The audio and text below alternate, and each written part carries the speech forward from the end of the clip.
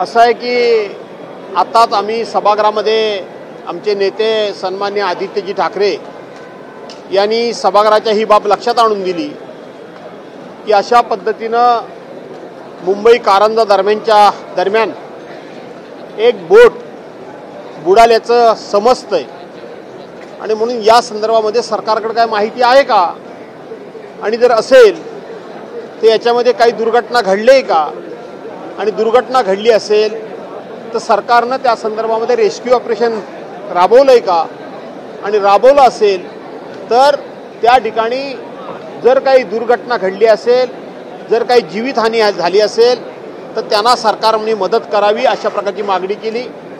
त्याच वेळेला सभागृहामध्ये राज्याचे मुख्यमंत्री उपस्थित होते। त्यांनी सांगितलं की माझ्याकडे देखील ही प्राथमिक स्वरूपाची माहिती आहे की त्या बोटीमध्ये 30 ते 35 माणसं होती, ती बोट बुडाली, परंतु त्यातली जवळजवळ 20 माणसं ही रेस्क्यू ऑपरेशन करून बाहेर काढण्यात आलेली आहेत। ही प्राथमिक माहिती आहे।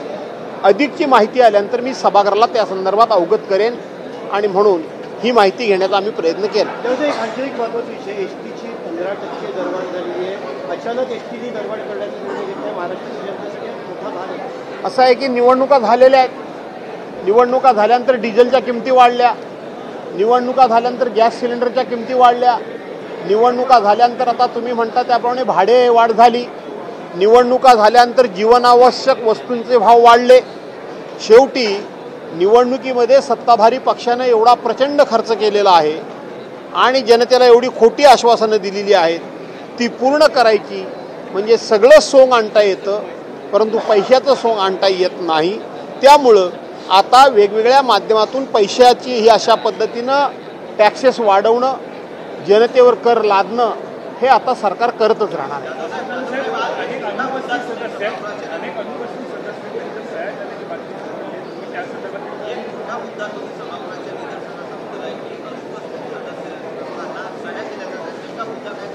नाही, असं नाही, त्या सह्या त्यांच्या काय हजेरी बुकावर त्यांनी सह्या केलेल्या नाहीत, तर जो सत्ताधारी पक्षाचा 292चा प्रस्ताव आहे त्या प्रस्तावावर ज्या सदस्यांच्या ज्या आमदारांच्या सह्या दाखवल्या गेल्या किंवा त्या आमदार त्या ठिकाणी हा प्रस्ताव मांडण्याकरता त्यांची नावं त्या प्रस्तावावर आली, मला माहिती होतं किंवा मी खात्री करत होतो की काही आमदार त्यातले हे सभागृहात आलेलेच नाही, अधिवेशनामध्ये आलेलेच नाहीत, तरी देखील त्यांची नावं आलेली आहेत आणि म्हणून ही बाब मी सदनाच्या सरकारच्या आणि अध्यक्षांच्या लक्षात आणून दिली।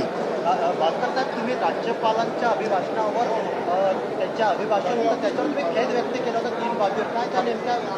असं आहे की राज्यपालांचं एकूण भाषण हे 60 मुद्द्यांचं आहे। 60च्या मुद्द्यांवर मला खेद व्यक्त करायचा होता, परंतु तुम्हाला माहीत आहे की मी ज्या वेळेला सरकारच्या वर्मावरच घाव घालायला सुरुवात केली त्यावेळेला सत्ताधारी वाखाकडून मला बोलून देण्यात आलं नाही। नपेक्षा केवळ 3च मुद्द्यांवर राज्यपालांच्या मी खेद व्यक्त केला नसता तर 60ही मुद्द्यांवर मी राज्यपालांच्या भाषणावर खेद व्यक्त केला असता।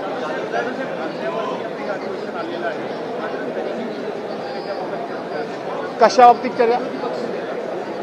नाही, असा आहे, विरोधी पक्षनेता हे मी सरकारला दोष देणार नाही, मी अध्यक्षांच्याकडे बोट दाखवून मी माझी जबाबदारी झटकणार नाही।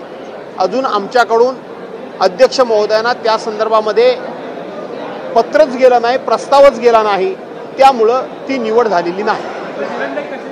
मला माहीत नाही। मुंबईत इतकी महत्त्वाची घटना, मोठी घटना घडली, पालकमंत्री नाही आहे, सरकार कोणी भेट द्यायला तिकडे गेलेलं। या महाराष्ट्रामध्ये एक नवीन विक्रम झालाय। एकूण 42 मंत्र्यांनी शपथ घेतली।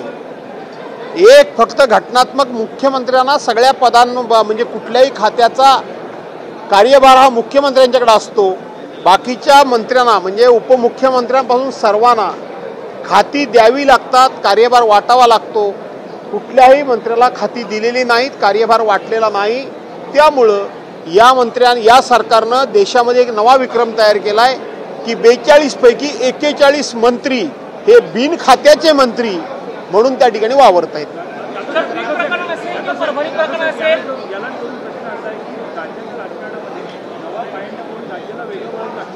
हे तर राज्याच्या राजकारणाला नवनवीन पांडे ते चुकीचे पडत आहेत, ह्याचा खेद वाटतो, दुःख वाटतं. पण शेवटी आम्ही आमचा प्रयत्न करतोय.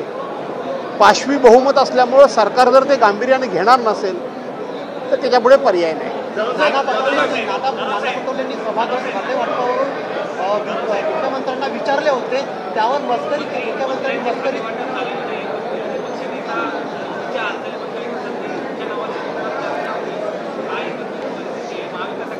विरोधी पक्षनेता माझ्या नावाची चर्चा होती की नाही हे मला माहीत नाही, परंतु ते पद शिवसेनेला मिळालं पाहिजे हा माझा आग्रह आहे. धन्यवाद.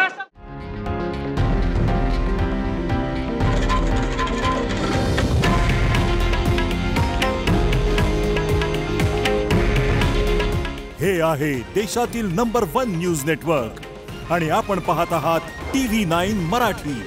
काळजी तुमची, हित महाराष्ट्राचं.